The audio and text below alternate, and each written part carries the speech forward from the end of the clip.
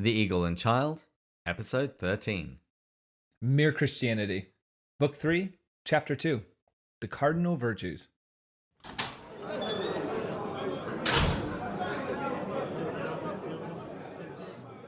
Hello, and welcome to The Eagle and Child, the hallowed pub of the Inklings. This is a podcast where each week my friend Matt and I share a beer, and we discuss the writings of the author known to the world as Clive Staples Lewis, or C.S. Lewis, or just as Jack to his friends. My name is David, and today we're looking at the Cardinal Virtues. As always, I'm joined by the very epitome of prudence, temperance, justice, and fortitude, my friend Matt. You're too kind, David. But I want to make a prediction here before we get into this chapter. By the end of it, after we go through the definitions of prudence, temperance, justice, and fortitude, I have the feeling you might retract that statement. We'll see.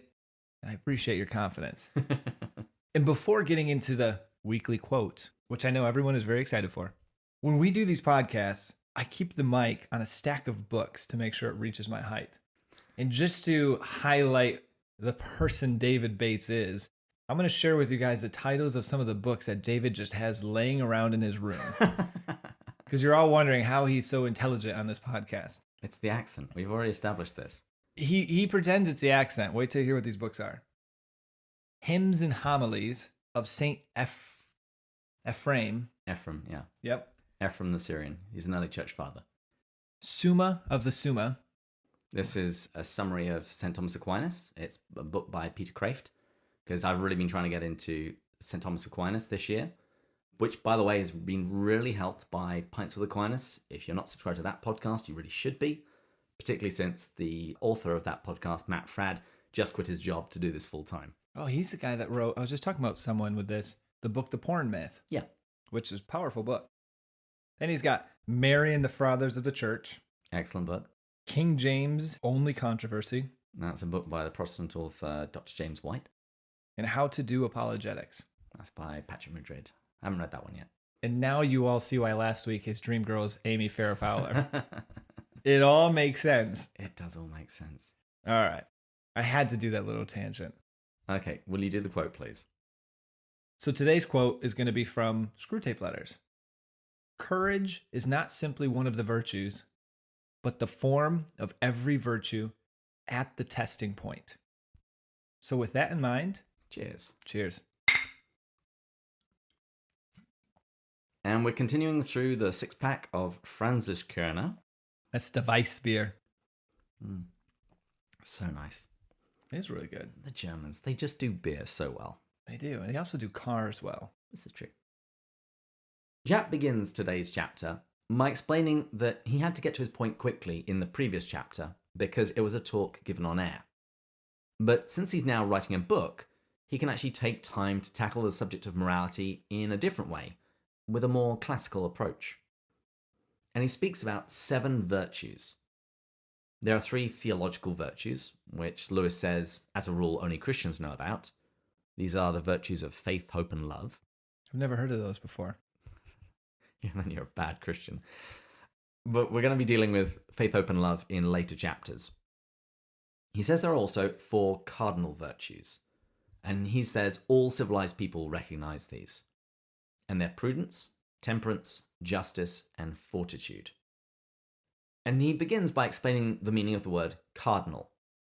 It's funny, when I had just finished reading this chapter for our C.S. Lewis reading group here in San Diego, soon after I attended a talk which actually happened to be on the subject of the virtues. And the speaker asked if anyone knew why these virtues were called cardinal. So Jack came to my rescue.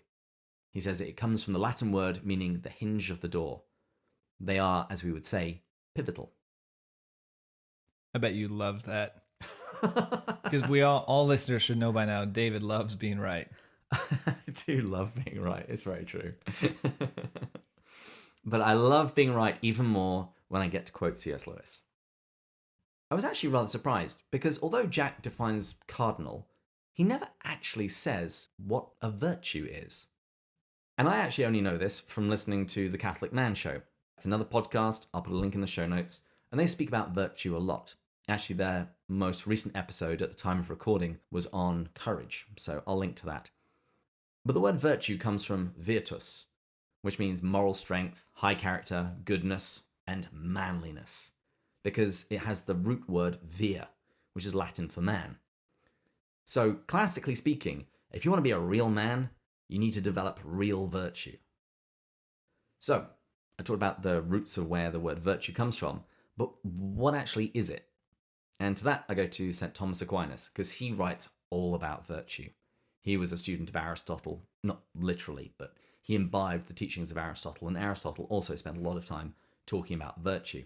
Did you learn this in your Summa of the Summa book? He does talk about it in Summa of the Summa. This is true. See, now you guys know this is where David gets all this from. Yeah, if I sound smart, I'm just stealing from somebody else. Now, Aquinas actually gives several definitions of virtue, but one of the simplest is virtues are good qualities of mind whereby we live righteously. Or if you want us to boil it down a little more, it's a kind of habit. Bad habits, we call those vices, and good habits we call virtues. And the cardinal virtues are good habits on which all the other good habits turn. The first one is prudence.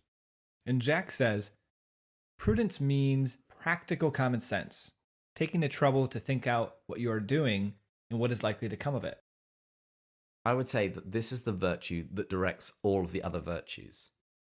Now, Jack comments that in today's society, many people hardly even consider prudence to be a virtue. And even some Christians don't think it's a virtue. Lewis focuses on a saying of Jesus where he says that we must become like little children to enter the kingdom of heaven. And some Christians use this as a justification for not really thinking that prudence is a virtue. And first he points out, children are actually quite sensible. If you ever meet a child that's really passionate about something, they will be meticulous about it. He takes a step further than that. Yeah, Christ wants our hearts and our minds. Here's what Lewis says. Christ never meant that we were to remain children in intelligence. So what does he want? He says he wants us to be simple, single-minded, affectionate, teachable, as good children are. But he also wants every bit of intelligence we have to be alert at its job and to be in first-class fighting trim. It doesn't say, is it Jesus or Paul that points out we have to be wise as serpents? That's Jesus. That's Jesus. Yes. Important distinction. And I remember the first time that this saying of Jesus really started to make sense to me. What does it mean to become a little child? I was at a hotel and sitting by the pool sunbathing. I don't think Amy Fairfowler would ever be sunbathing. I had to throw that in there. This is not going to become a thing. It might. Anyway, back to my story. There was this little child, this little girl, and she would jump from the edge of the pool into her father's arms and then swim back to the side and just do it again and again and again. And so I was watching this, her abandonment to her father. She trusted him entirely.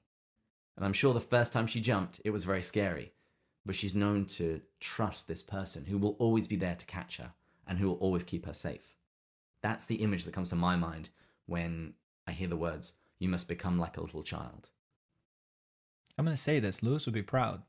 That is a really good analogy, especially the part where you said that total abandonment, jumping into the water.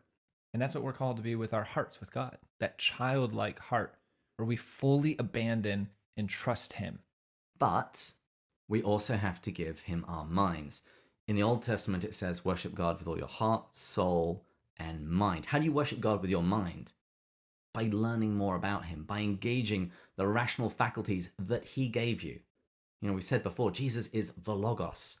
If he is the logic, if he is the reason, then part of becoming fully human, part of being fully absorbed into the divine life means using our reason and our intellect to their full capacity, which means growing in knowledge and wisdom. And I'm really trying not to get into a little rant here about dumbed down Catholicism. I'll put a link in the show notes to a talk given by Bishop Barron, because he's spoken on this beautifully. But if you are Christian, if you're Catholic, we have a tradition that embraces both faith and reason and seeks to grow both of them. Now, there might be a fear here that, well, what if I'm not a super intellectual person? Here's Lewis. It is, of course, quite true that God will not love you any less or have any less use for you if you happen to be born with a second-rate brain. Kind of harsh, but still. I was going to say, when the second you read that, he would not function well in today's politically correct society. I don't think we would express it quite that way, but I know people who say, oh, I'm not an intellectual. I'm not very good at that sort of thing. And Lewis says, God isn't going to love you any less, and it's not like he can't use you. We have many great saints, particularly some of the great priests of the church who couldn't get through seminary. They couldn't learn Latin.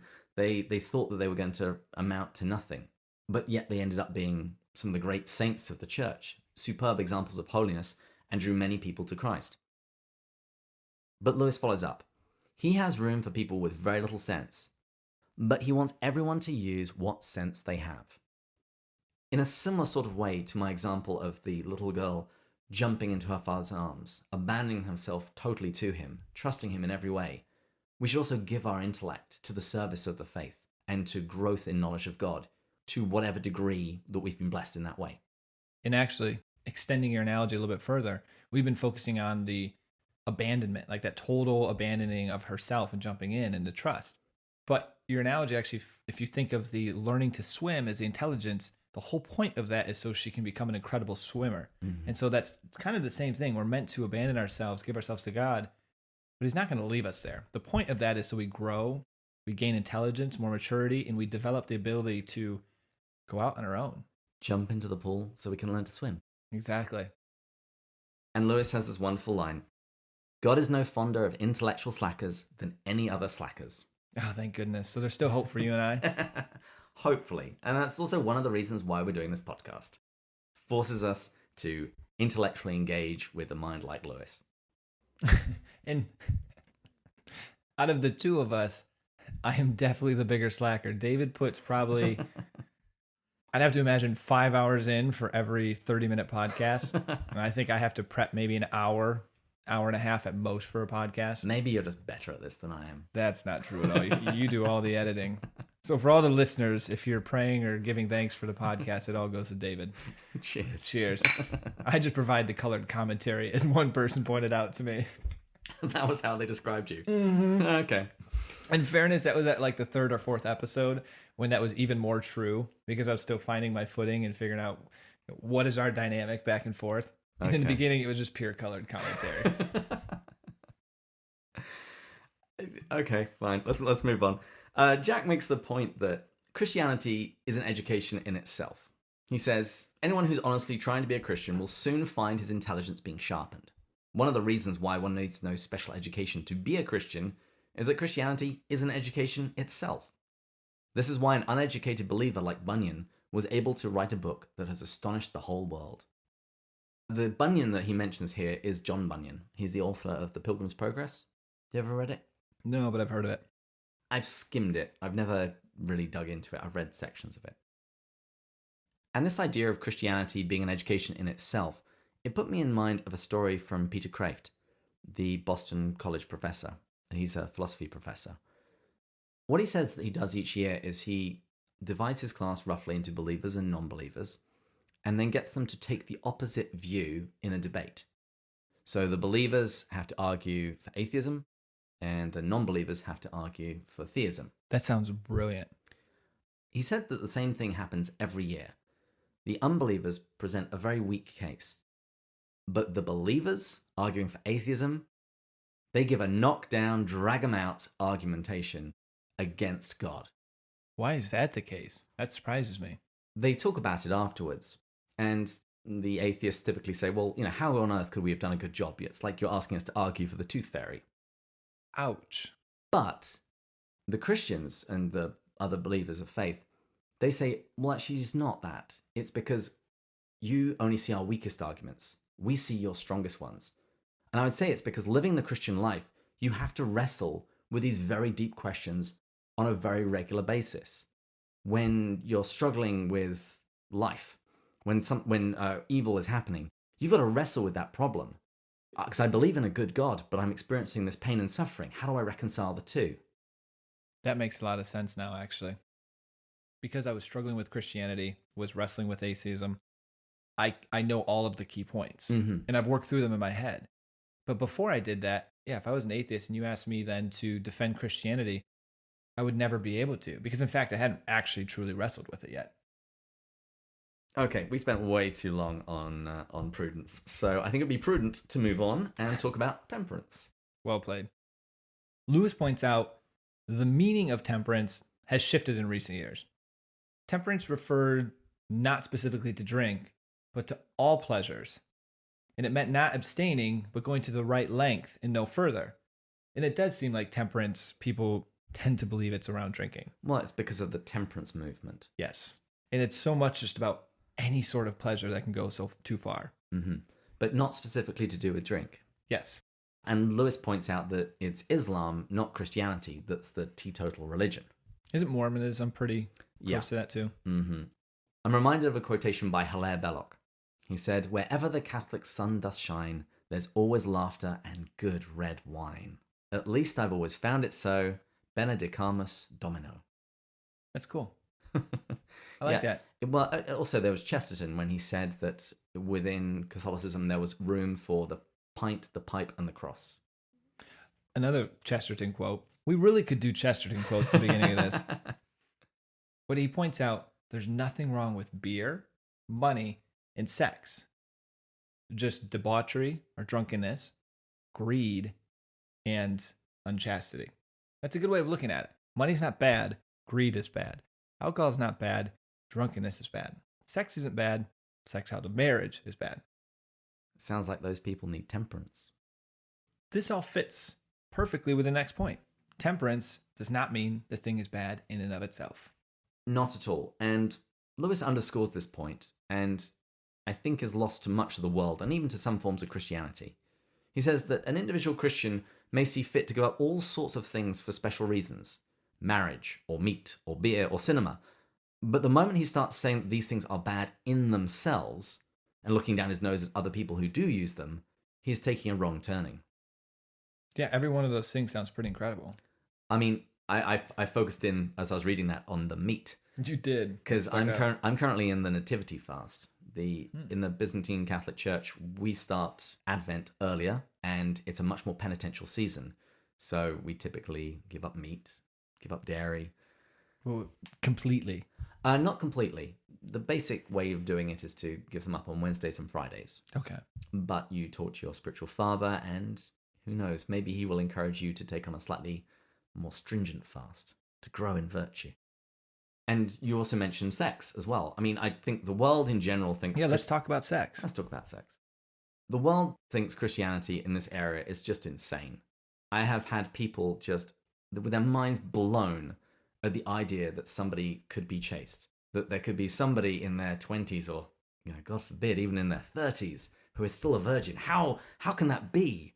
Even when I talk about it with individuals, I don't even try to talk about it from a Christian perspective anymore because you just get laughed at. That's just unfeasible. What I found success with is just talking about it from a purely rational, reasonable perspective. Because as we've talked about, Christian morality, which one of them here is chastity, are all about ways the machine should run properly. So if you have that mindset, you should be able to think without bringing in Christianity why a teaching is a good teaching. And so I heard this analogy. Sleeping with someone is like, imagine you've got two pieces of paper and you glue them and you stick them together, you let it dry, and you try to rip it apart. There's a connection, a bond that happens that it's never a clean rip. No. And most people, not everyone, and there's probably some listeners who disagree with me with this, but many people actually say, yeah, you know what, I get that. It's a deeply intimate, emotional connection, and it is never a clean split. And I found that taking that approach, I have other things I talk about I won't go into here, but that approach is the way that I have to, because just seems so foreign to people. Mm-hmm. And that brings us back to this idea of being like little children, or the faith side. You also have reason, and the two should be in harmony. Yes. And I actually think generally this entire chapter on this idea of virtue, this can be a very good way of speaking to a world that's lost faith. They're slowly losing a concept of virtue. But I think most people can be shown that virtue is something that we should be attaining. It is something that we should be aiming for. It's hard to argue against that. Mm-hmm. So, temperance isn't restricted just to drink. Jack makes the point that you can be intemperate about a lot of things. This is a great point, by the way. Yeah, he talks about people can be intemperate about their love of clothes, or love of the card game bridge, or your dog. Intemperance with regards to alcohol, its effects are just much more obvious. And its effect on your life, the negative externalities, these are much more obvious. You can see somebody's life fall apart very quickly as they descend into alcoholism. Whereas it's not so obvious if you're intemperate about these other things. Although I think Lewis would argue it can be no less deadly. And one particular area I was thinking about more modern examples that we might give. How about Netflix binging? Funny you say that. I was way intemperate here. I had to just text my sister, who I share an account with, 2 weeks ago. Change the password. I did. I said change it because I was incredibly intemperate with that. And so, and it's not bad in and of itself. No, it's not. I just couldn't handle it. Entertainment can be good, and even watching 3 hours worth of Netflix on a Sunday afternoon is actually could be a very good way to rest and relax and spend time with loved ones. But it can also reveal some intemperance. It did to me. What I like about this point, and it's a good chance to always make this plug again, is David and I are talking about these issues. And for example, we just talked and went on a bit of a tangent with chastity. Especially for people who know me, my friends. It can come across as condescending, or we're saying that we're living this right way. Even as I share this and I strive to live up to, obviously, the chastity rule, I fail in so many other ways. So I never share personally, and I think David would agree, we never are saying these things trying to take a moral high ground, or we're living this great life. I am incredibly intemperate in other ways. Probably the most obvious one is just work. I've raised that up way too high. That's probably unhealthy for a spiritual life, for how much I put on that. And so this is a very important reminder that as we share these things, neither David and I think we're these great temperate human beings. We're working on these different areas, but I have a long ways to go.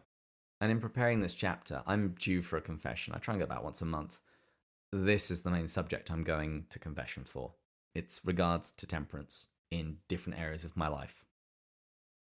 And while we're talking about temperance, I suppose now is a good time to talk about why we drink on the show. Because we start every show with beers and cheers. I just thought it was because we like alcohol a lot. And I have to edit this later. No, we drink for a couple of reasons.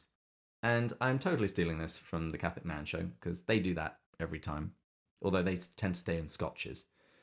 Oh, we should totally do that. I'm a huge Scotch fan. How is this just being brought up? I have some Lafroig in the kitchen. Okay. Some Macallan 12 would be great. I went shopping for Lagavulin yesterday. Anyway, we're getting off the point. Why do we drink? Firstly, God made the things of this world good. If you don't believe me, look in Genesis. He declares it again and again that it's good. He made good things for our enjoyment, and we give glory to him when we enjoy them. As long as we enjoy them with moderation, with temperance, in the correct proportion, and to the right degree.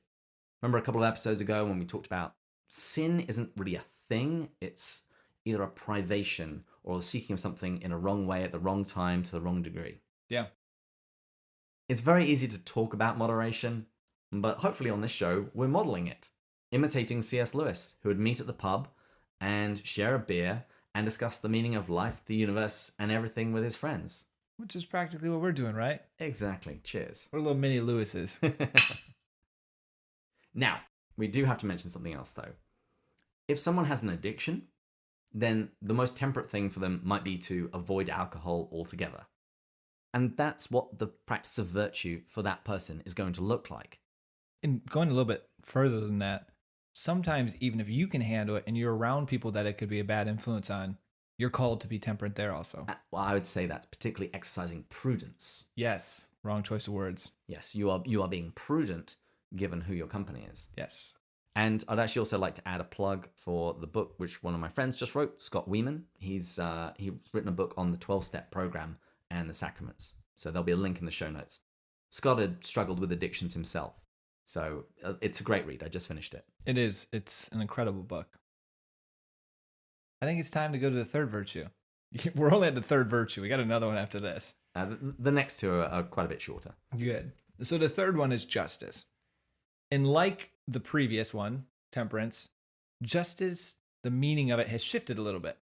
Jack says, It is the old name for everything we should now call fairness. It includes honesty, give and take, truthfulness, keeping promises, and all that side of life. Yeah, I think I would describe it as doing right by somebody or giving them their due. Yes, but we have to be careful. As he points out in The Great Divorce, a whole chapter on a person who is very much on giving them their due. He struggles because he believes everyone has coming what they're due.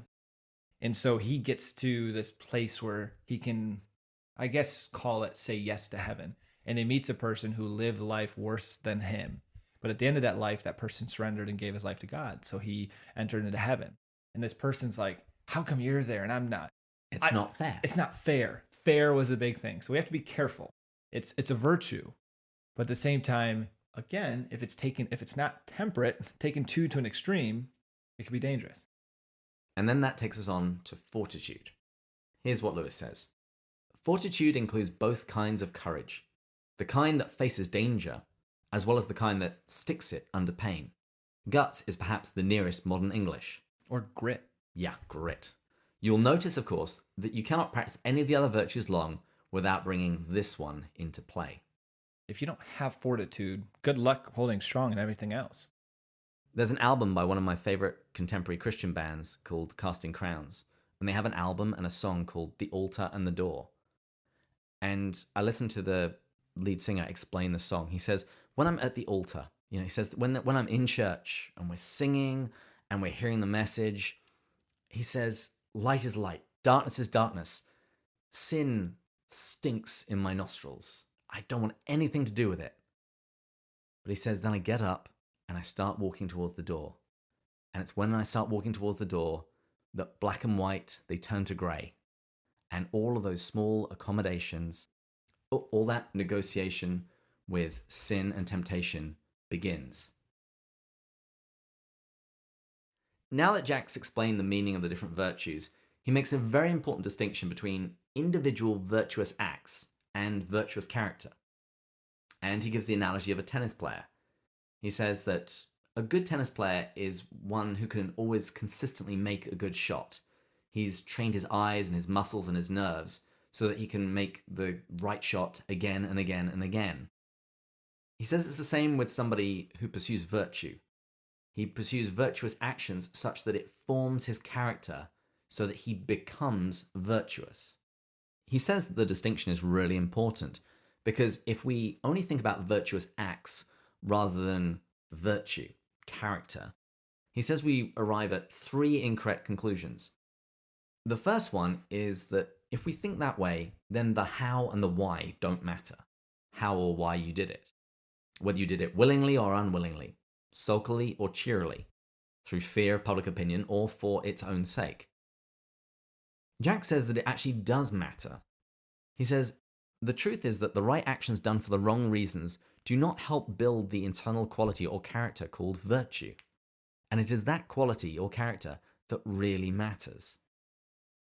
I'm going to push back on that a little bit, because I agree that if you do something for the wrong reasons, it doesn't really strengthen that virtuous character, but it is a place to start.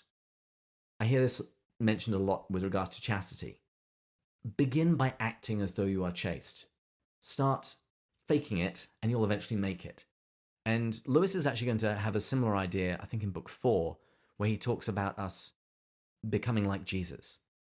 We start trying to act as though we are truly a son of God. And over time, that will actually become true. I think it's the chapter, Let's Pretend. I think the difference between what he's describing here and what he talks about later is still intent. Yeah. It's the difference between I don't feel chaste, but I'm going to act chastely because I want to grow in chastity. That's true. Versus society tells me I have to do this good thing. I'm therefore going to do it, but I don't want to do it.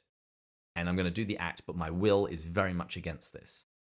I'm going to do this because I don't want to go to hell. Mm-hmm. That's not a very good reason to avoid hell. You should have a pretty strong desire for heaven and the beauty of that. That should be the reason. But it is a starting place. Yeah. Because if this is the right way to run the human machine, you should start seeing some benefits from that. And you then start recognizing the truth, the goodness, and the beauty there. and therefore you actually want to pursue this thing for its own sake. So what's the second wrong idea that you can get? Well, you can start to believe that God cares more about the rules. And I like this one because that is an immense danger that I see happen, where people are doing something because they think that God simply wants obedience to a set of rules. Mm-hmm. Obedience is important, but it's a means to an end. The end is God wants a particular sort of people, as Lewis points out. He wants people that want him. He wants people that want to love him. He wants people that want to, as the Catholic faith says, heaven is spend eternity in communion with God. He wants people that want that. A parent has lots of rules for their children. They don't set those rules just for fun.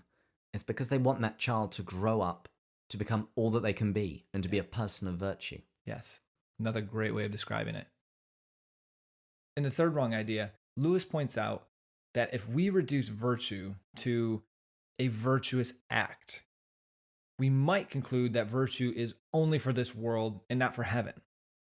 He says, now it is quite true that there will probably be no occasion for just or courageous acts in the next world, but there will be every occasion for being the sort of people that we can become only as a result of doing such acts here.